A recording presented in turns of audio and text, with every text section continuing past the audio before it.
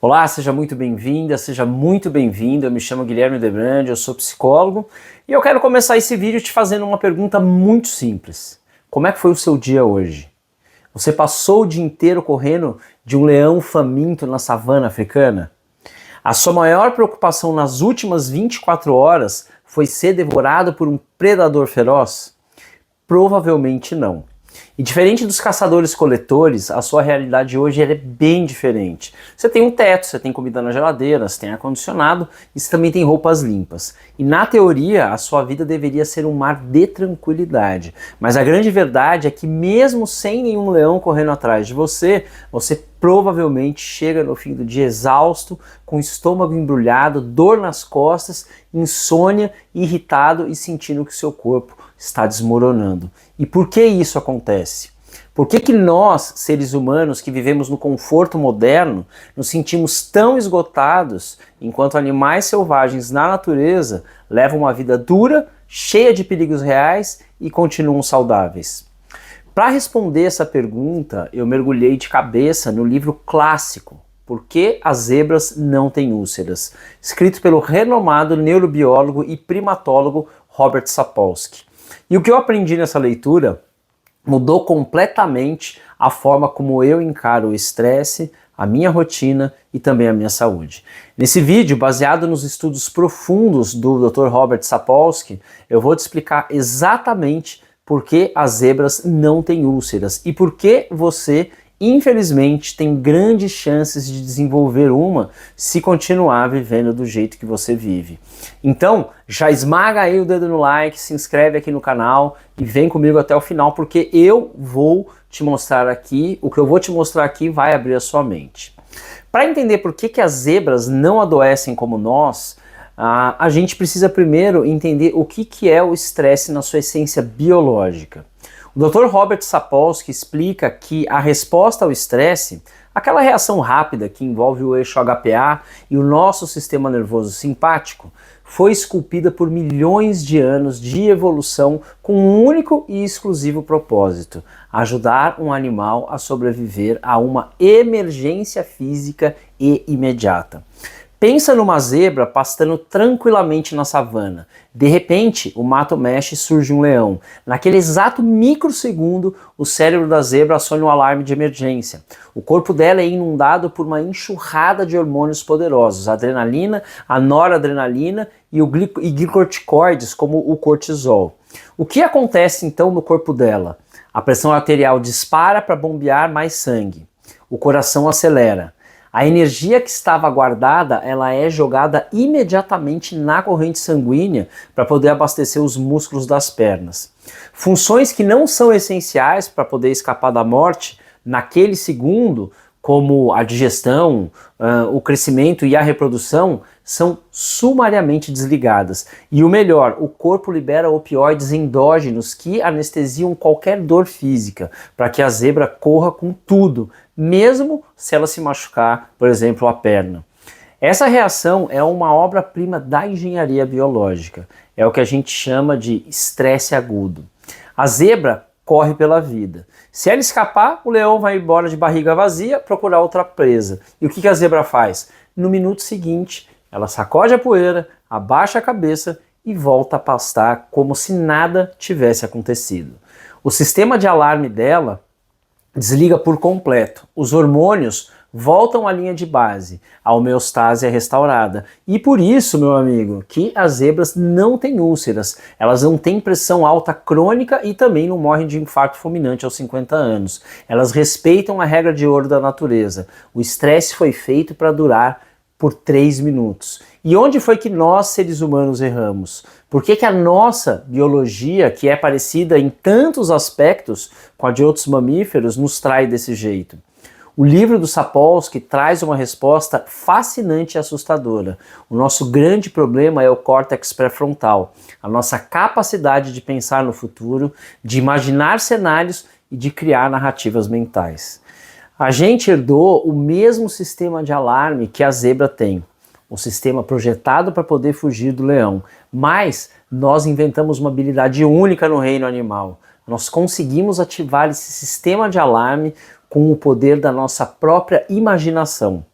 Pensa bem, a zebra só se estressa quando o leão está fisicamente presente ali na frente dela rosnando. Quando o leão some, o estresse acaba. Mas e o ser humano moderno?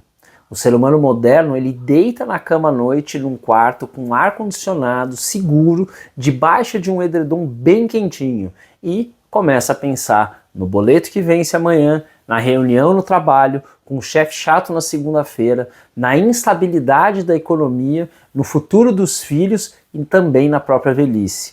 O seu corpo está deitado lá na cama, relaxado fisicamente, mas o seu cérebro está convencido de que existe um leão invisível rondando o seu travesseiro. E o que o hipotálamo faz? Ele faz exatamente o que o da zebra. Ele despeja cortisol e adrenalina na sua corrente sanguínea. A diferença monstruosa é que a zebra usa esse pico hormonal para poder correr. Ela gasta fisicamente toda aquela energia e aqueles hormônios correndo quilômetros para salvar a própria pele. Mas e você? Você fica sentado na cadeira do escritório, paralisado, respirando curto e sem gastar uma única caloria, acumulando aquela torrente de hormônios tóxicos dentro do seu próprio corpo por horas, por dias, por meses e também por anos a fio. E é aí que nasce o estresse crônico. O estresse crônico destrói o corpo humano de dentro para fora. É a famosa carga alostática. É o desgaste progressivo e implacável dos seus órgãos por estarem permanentemente banhados em hormônios de emergência. Quando você estica o estresse por anos, a fatura ela chega de forma impiedosa. E o livro do Sapolsky detalha minuciosamente como cada sistema do corpo humano vai colapsando por causa disso. Vamos dar uma olhada rápida em alguns deles. Primeiro, o sistema gastrointestinal. Durante o estresse agudo, o estômago ele desliga a digestão. Quando o estresse ele vira crônico, a mucosa protetora do estômago ela vai afinando. Então o fluxo sanguíneo cai e o ácido clorídrico começa a corroer o próprio tecido estomacal. Quando você finalmente descansa um pouco, há um efeito rebote de acidez que cria a ferida. As zebras nunca passam por isso, porque o estresse delas é curto. Segundo, o sistema cardiovascular. Pensa nos seus vasos sanguíneos recebendo jatos diários de adrenalina e pressão alta por causa de preocupações cotidianas. O endotélio, que é a parede interna dos vasos, começa a sofrer microfissuras.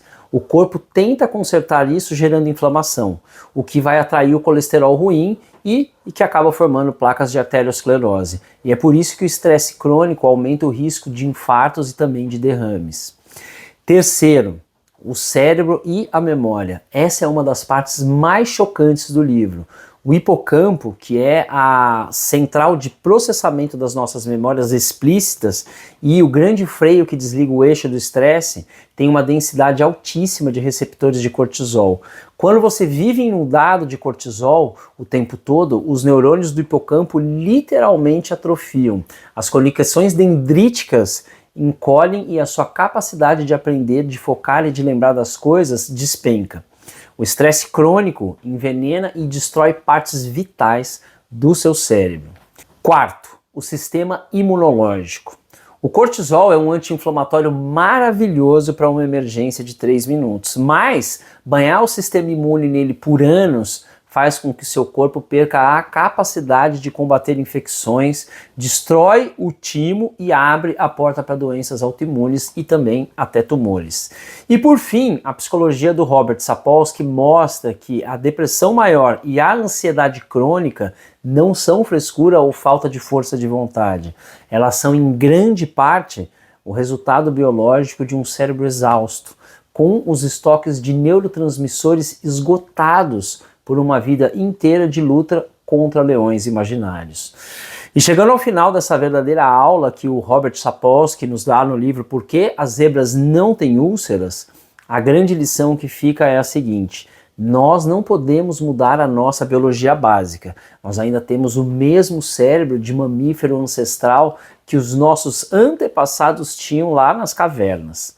Mas nós podemos mudar a forma como nós filtramos e interpretamos o mundo ao nosso redor. O livro nos ensina que o estresse humano não depende apenas do evento externo, mas da nossa percepção de controle, de previsibilidade, de termos vias de escapes físicas para a frustração, como o exercício, por exemplo, e de mantermos uma rede sólida de suporte social e também de amizades verdadeiras.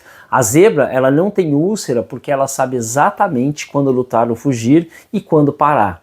Mas e você? Quando foi a última vez que você parou de verdade e desligou o leão imaginário da sua cabeça e permitiu que o seu corpo voltasse à paz lá na savana? Se você gostou dessa análise baseada na obra brilhante do Dr. Robert Sapolsky, deixe o seu comentário aqui embaixo me dizendo qual é o leão imaginário que mais tira o seu sono hoje em dia. Se inscreve aqui no canal, compartilhe esse vídeo com aquela pessoa que vive estressada. E lembre-se, sem saúde mental não existe saúde.